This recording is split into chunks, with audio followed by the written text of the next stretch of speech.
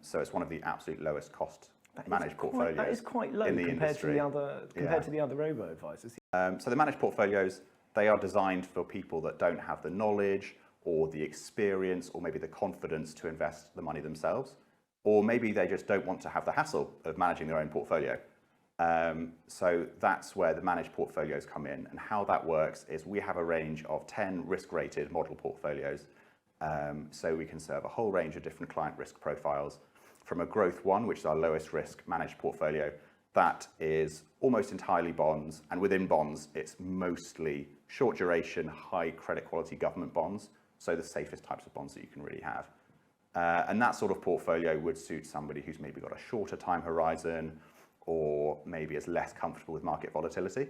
And then as you move up the risk spectrum to a growth 4, 5, 6, up to a growth 10, the equity component gradually increases until you get to a growth 10, which is almost entirely equity.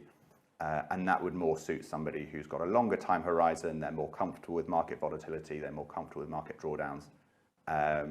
And how we decide who goes into which portfolio, we'll ask them a range of questions, I think it's about 10 to 15 questions, on the website.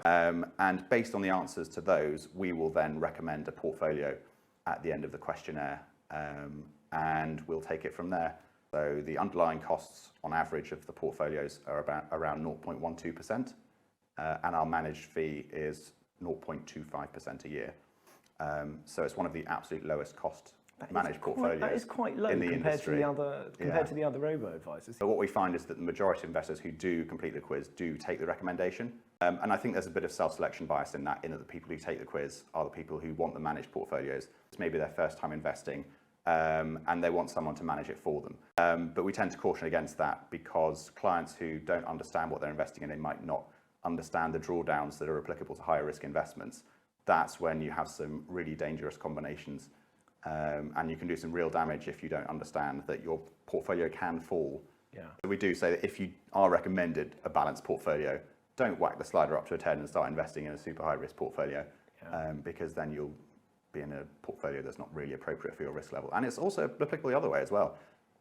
If you're a balanced investor and you start being too cautious in your asset allocation and you slide the slider down to a growth 1, then you are able and willing to take more risk than your portfolio is currently taking, and that means that your returns aren't going to be as high as you could be achieving.